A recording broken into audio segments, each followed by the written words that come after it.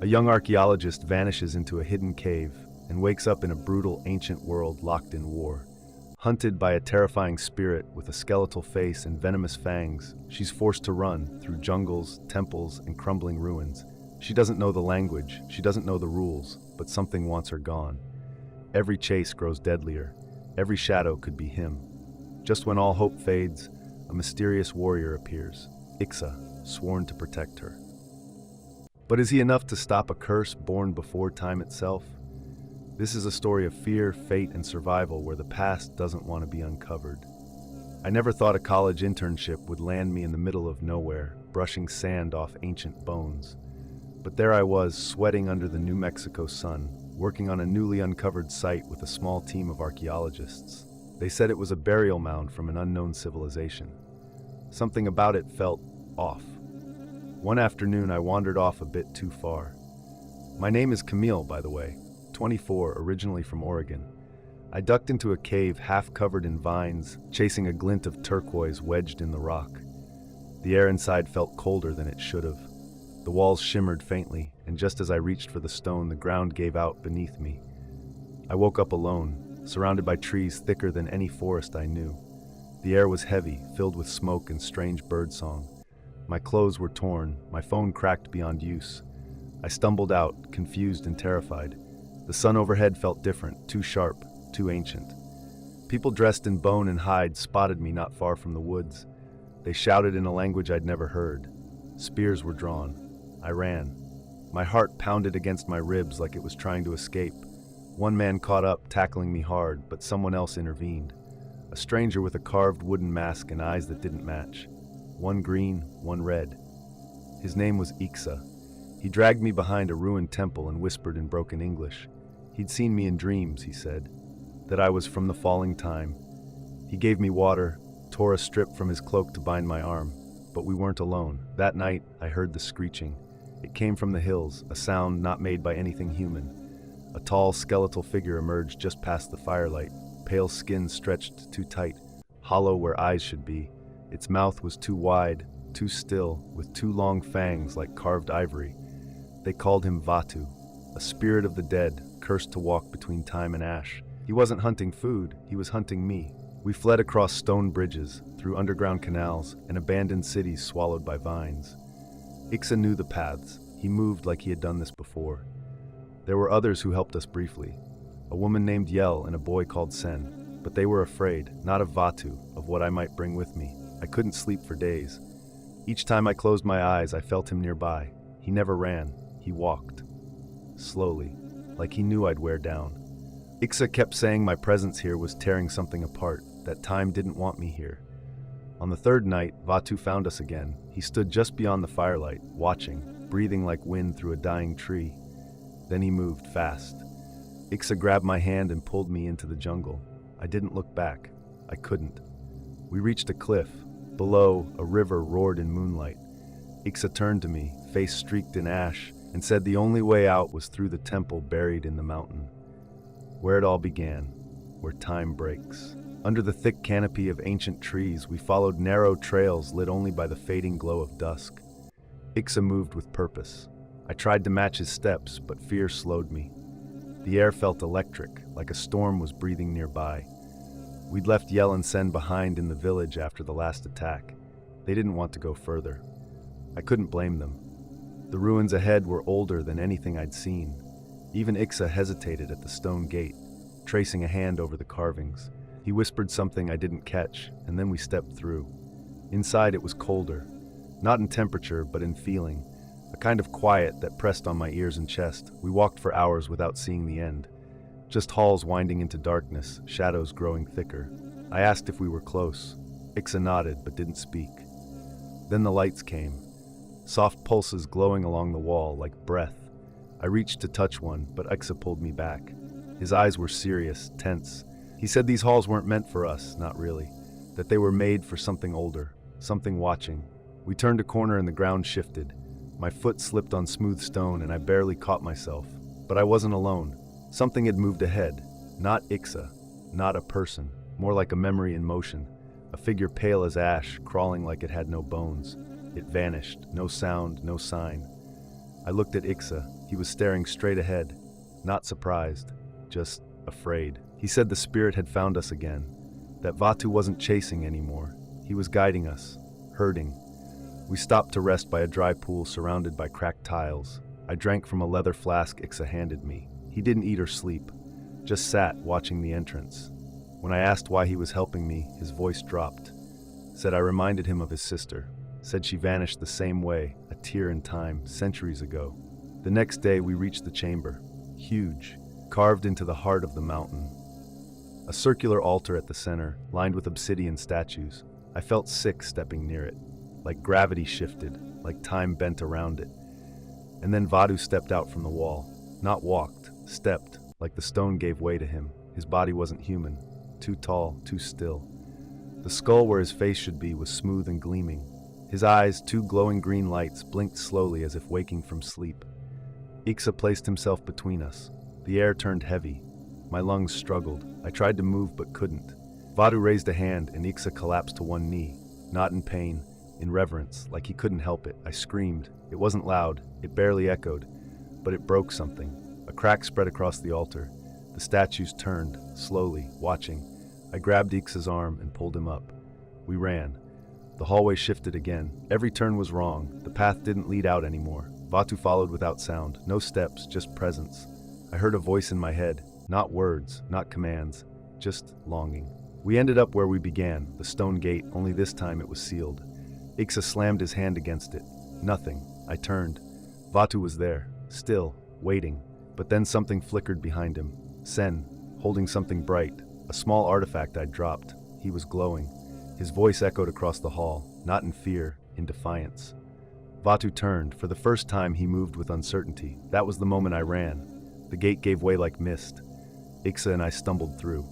No sign of Senimbersmore, just wind and light. I woke up back at the cave alone, cold, covered in dust. My team was gone, only silence. I don't talk about it much. The world doesn't make space for stories like that. But sometimes at night, when the lights flicker or time feels wrong, I think of Vatu, still watching, still waiting, somewhere beneath the stone. We didn't speak for hours after escaping the gate. The silence felt safer. Ixa led us deeper into the jungle, away from stone, away from memory. My feet bled. My body trembled, but I didn't stop. Something about the way the wind moved in that place made rest feel dangerous. We found shelter beneath a thick rock overhang. There was no fire, just the heat of our breath and the soft hum of insects. I curled up beside a fallen tree, too tired to think clearly.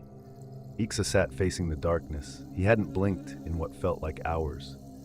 Morning brought more questions. The sky was gold, but the sun rose from the west. I asked Ixa where we were now. He said nothing, just handed me a piece of fruit and pointed east. I followed. What choice did I have? By midday, we arrived at a wide plain dotted with monoliths. They looked like grave markers, but older, smoother. In the center stood a tall woman with silver paint across her eyes. She didn't look surprised to see us. She said my name before I gave it. Her name was Taryn. She spoke slowly, every word a ripple. Said I carried something with me, something not seen in their world for a long time. I didn't understand. She placed her palm on my forehead. For a second, I saw cities crumble, mountains fall, Vatu watching it all from behind a curtain of fire. She warned us that returning would not erase what I'd stirred, that some doors never close cleanly. Ixa looked away. His hands clenched. He knew what she meant. We left the plain by nightfall. Taryn stayed behind, said her part was done. The stars that night moved strangely. Not fast, not slow, just sideways. I asked Ixa if this was normal. He said he'd stopped believing in normal years ago. That answer didn't help. We slept beside a cold stream. I dreamed of home, but my reflection in the water wore someone else's face. I woke up gasping. Ixa was already alert. He pointed to the trees. There was a shimmer between them, like heat in the air. We ran, not far, just enough to feel the ground change. The earth cracked beneath our feet, revealing a stairway carved into glowing rock. Ixa hesitated, then descended. I followed. The air inside felt old, not stale, just ancient. The walls glowed with shifting symbols. My name appeared, then Ixa's, then Vatu's. There was no time to process it. He was there, not walking, not looming, just existing. The space around him bent. My breath shortened. Ixa stood between us. His body trembled. He whispered something to the air, not a prayer, a goodbye, A wind howled through the chamber. The walls pulsed. Vatu turned toward me, but something was different. His head tilted. The lights dimmed. I felt a pull, not from fear, from recognition. I stepped forward. 1 step, 2. Ixa yelled, but the sound twisted. I reached out, not to touch, but to see. The moment I did, everything stopped. I was back in the cave. My hands touched dirt. My body ached. But the jungle, the stars, the stairs, gone. No one believed me. Of course they didn't. But sometimes when I close my eyes, I feel the warmth of that glowing stare beneath me. And sometimes, I hear my name whispered just before I fall asleep. They said I was missing for 5 days. But to me, it felt like years. I was found at the dig site, curled up the same stone I thought I touched before everything changed. My hands were cold, my shoes were gone, and my voice gone too. The doctors said shock. My team thought exhaustion, but I remembered every second. Ixa's eyes in the dark, Terran's voice echoing through time. Vatu, still as bone, watching from behind a curtain I couldn't tear down. I kept quiet. Who would believe me? A month later, I returned to Oregon, back to my small apartment, my books, my coffee mugs, my cat Rue, but nothing felt real. I'd stare at the hallway light and wonder why it flickered the same way as the torches in that ruin. I couldn't sleep near mirrors anymore. They hummed. Then on a rainy afternoon, a package arrived. No return address, wrapped in thick parchment. Inside was a single carved stone, familiar, smooth and dark, with a crack running through the center. The same altar crack I saw in that chamber. I dropped it, heart pounding. The lights dimmed for a second. That night, I dreamt of Ixa again. This time he looked older, not tired, just worn. He stood beneath the same starlit sky I left behind. The constellations turned slowly above him. He said nothing, just lifted a hand. Behind him, the jungle shifted. Vatu stood at the edge, but he didn't move forward. I woke up to Rue hissing at the wall. The clock had stopped. I checked the stone. It had rolled across the room. Over the next few weeks, small things happened. A girl on the bus called me Camille before I said a word. A man at the cafe dropped his drink when I walked in, and the wind sometimes carried whispers that matched the ones I heard underground. I needed answers. I drove out to meet Corin, a friend of my professor who specialized in Mesoamerican myth. We sat in his study, old books stacked everywhere. I placed the stone on his table. He stared at it in silence, then said one word, marked. I didn't understand. He opened a brittle manuscript and pointed at a sketch, a figure with a cracked circle on its chest standing between 2 worlds, guardian or prisoner. No one knew which. He asked me where I found it. I lied, said I bought it. He didn't believe me. He warned me not to hold on to it, said relics that cross time don't stay quiet. That night, I left the stone outside on my windowsill. By morning, it was back on my desk. Dry leaves surrounded it. My apartment windows were locked. Since then, I keep a journal. I track the strange, the whispers, the reflections that look slightly delayed. I avoid tunnels. I no longer hike alone, and when the wind shifts too fast, I stay inside. Some nights, I hear footsteps near my bed. Not loud, but steady. Rue always hides. The air turns thick, my breath shortens, and just before sleep takes me, I see him. Not Vatu, Ixa. Still trying to keep me safe. But I don't think he's winning anymore. I tried to move on. I got a new job at a local museum, low-key, quiet. My coworkers were nice, especially Ray, who brought me lunch on my first day. We talked about travel. I didn't mention the cave. I didn't mention Ixa or the way time sometimes still feels loose. One evening, we were closing up the gallery when a group came in late. A tour mix-up, apparently. I stayed to help. While Ray guided them, I handled the artifacts. As I moved a crate into storage, I felt something brush my shoulder. The room was empty. Later that night, Ray asked if I felt strange in that back hallway. I said no, but my hand was shaking. I'd felt it too, like being watched, but softly, like a memory with breath. 2 weeks passed. The museum hosted a private exhibit from a dig site in northern Guatemala. I was assigned to catalog one of the oldest pieces. When the crate opened, my stomach dropped. A stone slab, obsidian black, marked with a single broken circle. I touched it before I could stop myself. The light in the room dimmed. I heard rushing wind, though the windows were sealed. Ray walked in, and I backed away, trying to play it off. She froze. Her eyes locked on the slab. She whispered, "That's the symbol from your notebook, isn't it?" I never showed her my notebook. I asked how she knew. She looked at me slowly. "I had a dream about it," she said. You were there. So was someone else. A tall man with strange eyes. That night, I didn't sleep. I sat on the floor with the slab. I tried to remember everything Ixa told me. I tried to forget how Vatu's presence felt. But memory isn't something you control, it leaks. The next day, Ray handed me a folded paper. It was a rubbing of another slab, one from a separate dig, never publicized, the same symbol, the same crack. And at the bottom, written in faded ink, one word, return. I wasn't sure what that meant, but my dreams became louder, more vivid. I saw forests again, voices in a language I couldn't understand, and always that glow. Then the mirrors stopped reflecting properly. They delayed, by half a second, just enough to feel wrong.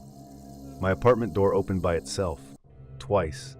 My cat refused to enter the living room. I told Ray I needed to leave town. She didn't ask where, just nodded, as if she already knew, as if she had once done the same. I took the slab with me, drove west until the signs stopped making sense, found the same canyon where the cave had been. It was sealed now. No opening, just rock, but the wind blew toward it. I sat beside the cliff, waited. Hours passed, then I heard footsteps behind me, not heavy, measured. I turned. Ixa, older, quieter, eyes tired but sure. He said nothing, just nodded toward the cliff. I stood, walked with him. The wind pulled harder, and as I reached the rock wall, it opened, just enough for one more step. The air inside the cliff was thick, like walking into memory.